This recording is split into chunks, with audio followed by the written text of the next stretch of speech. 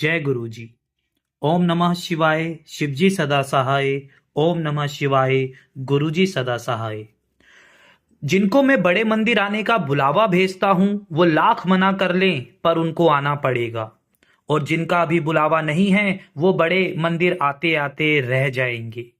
जैसे जीवन में भोजन के साथ जल जरूरी है, वैसे ही गुरुजी के भक्तों का मंदिर आना भी जरूरी है। उधर से भी बुलावा आया करते हैं। जब ये दुनिया सब दरवाजे आपके लिए बंद कर देती है तो मैं आपके लिए दूसरे रास्ते बना देता हूं। जब ये दुनिया आपको अपने से अलग कर देती है तो मैं आपको अपने गले लगा लेता हूं। जब ये दुनिया आपको मरने के लिए छोड़ देती है तो मैं आपको जीने की राह दिखलाता हूं। मैं कोई और नहीं, आपका विश्वास हूं संगत जी। मैंने संगत जी के ऐसे कार्यों को भी पूरा किया है जो शायद नामुमकिन थे। उन्हें खुद विश्वास नहीं हो रहा कि ये कैसे हो गया। ये तो अभी शुरुआत है संगत जी। अभी तो आपको और शुक्राना करने का मौका दूंगा। मन साफ हो तो मुझे पाना और आसान है। खुद सोचो, अगर आपका मन ही दूसरों की भलाई ना सोचे तो मैं कैसे आपकी भलाई सोचूंगा। मंदिर आने से मन चंगा हो जाता है संगत जी। वहां आकर कुछ अच्छा सा लगता होगा ना। कोई शक्ति और भक्ति वहां पर नजर आती होगी ना।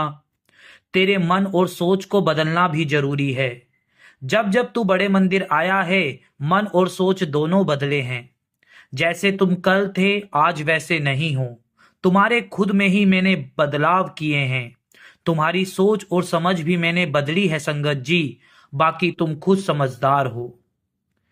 आइए जानते हैं दिवाली के दिन गुरुजी ने ऐसा क्या किया जिस पर यह सत्संग लिखा गया है। दिवाली नजदीक थी। ठीक 2 दिन पहले संगत जी मेरे दरबार में हाजिरी दे रहे थे। सब बातें कर रहे थे कि दरबार को इस बार इतना सजा देंगे कि मैं बहुत प्रसन्न हो जाऊंगा। दरबार का कोई भी कोना बिना प्रकाश के नहीं रहेगा। मैं चुपचाप उनकी बातें सुनता रहा और उनको देखता रहा। संगत जी बहुत खुश लग रहे थे। वहीं एक बुजुर्ग आदमी भी आया हुआ था जो बड़ा शांत लग रहा था। उसकी हालत बता रही थी कि वह एक गरीब घर से है।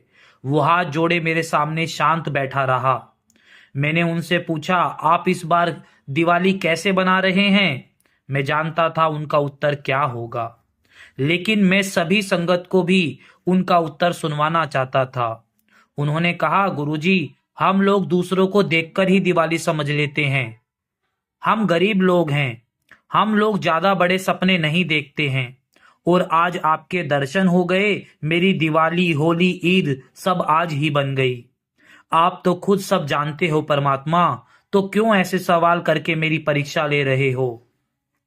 मैं मन ही मन मुस्कुराया और उनसे कहा, मुझे लगता है इस बार आपकी दिवाली भी कुछ खास होगी। आप दिवाली के अगले दिन आकर मुझसे मिलना और मुझे बताना कि आपकी दिवाली इस बार कैसी गई। जब वह अपनी कुटिया में वापस लौटा तो उसने सारी बात अपनी पत्नी को बताई, और वो उस रात इतनी चैन की नींद सोया जैसे मानो गुरुजी से मिलना ही उसका आखिरी सपना था। दिवाली का दिन आया। उसके मन में आया, क्यों ना आज गुरुजी के स्वरूप को लेकर अपनी कुटिया में रख लूं। और आज तो दिन भी अच्छा है। वो और उसकी पत्नी बाजार गए और जो दिवाली की थोड़ी मिठाई के पैसे जोड़े थे उन पैसों से वो मेरा स्वरूप खरीद कर ले आए। दोनों ने घर में एक उचित स्थान देखकर मेरा स्वरूप स्थापित कर दिया। उन्होंने शाम को एक दिया जलाया और मेरे स्वरूप के आगे रख दिया, जैसे मानो उनकी दिवाली बस मेरे नाम पर थी। इसलिए उन्होंने अभी तक कुछ भी नहीं खाया था। शाम को जब पूरा आसमान पटाखों से भरा हुआ था, चारों तरफ सभी घर रोशनी से जगमगा रहे थे, उनके घर में बस एक बल्ब और एक दिया उनको रोशनी देने के लिए काफी था। तभी उनके घर के आगे एक गाड़ी रुकी। उसमें से एक पति पत्नी बाहर निकले और सीधा उस बुजुर्ग की कुटिया की तरफ निकल पड़े। वो कोई और नहीं, उन्हीं के बेटे और बहू थे, जिन्होंने उन्हें आज से 5 साल पहले अपने से अलग कर दिया था। वो दोनों अंदर गए। मां की नजर दोनों पर गई और उसने पति से कहा, देखो हमसे मिलने कौन आया है। उस बुजुर्ग ने जब नजरें घुमाई तो उसे अपनी आंखों पर भरोसा नहीं हुआ। खुश होता होता वो शांत हो गया उसे याद आने लगा कि आज जो हमारी ये हालत है वो सब इन दोनों की वजह है। माँ ने कहा, सुनो आज दिवाली है, आप उन्हें माफ करके उन्हें बैठने के लिए बोलो ना, प्लीज बोलो ना। बेटा और बहू उन दोनों के पास आए और उनके पैर छूकर बोले, हमें माफ कर दो, हमसे गलती हो गई थी, हमने आपको अपने से अलग कर दिया और आपका कभी हाल भी नहीं पूछा। हम दोनों को माफ कर दो और हमारे साथ हमारे घर चलो मम्मी पापा। वो घर जब से आप गए हो घर नहीं लगता, कुछ भी अच्छा नहीं लगता है आपके बिना, हमें माफ कर दो, हम आपके आगे हाथ जोड़ते हैं। बुजुर्ग ने दोनों को उठाया और कहा, कोई नहीं बच्चों, गलती करने के बाद कोई मान ले तो फिर वो गलती नहीं रह जाती। हम तो रोज गुरुजी से तुम दोनों और तुम्हारे बच्चों के लिए हमेशा अच्छा ही मांगते हैं।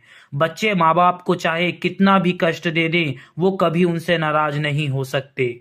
ऐसा सुनकर उन चारों की आंखों में पानी आ गया। बेटे ने कहा, चलो पापा घर चलते हैं, आज दिन भी अच्छा है। बच्चे भी दादा दादी से मिलना चाहते हैं, वो आपके साथ खेलना चाहते हैं, क्या आप उनसे मिलना नहीं चाहते? बड़ा भावुक नजारा था, जैसे मानो इससे अच्छी दिवाली किसी की क्या होगी।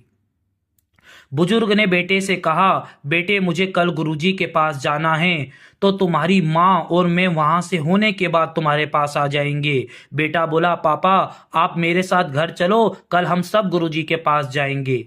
अगले दिन वो सब मेरे दरबार में आए और मैंने जब उस बुजुर्ग से पूछा, तो आप अब बताओ कि आपकी कैसी रही दिवाली? बुजुर्ग बोला, मैं जानता हूँ गुरुजी, ये सब आपकी लीला है, ये सब आपने किया है। जी गुरुजी, मेरी दिवाली बहुत अच्छी गई।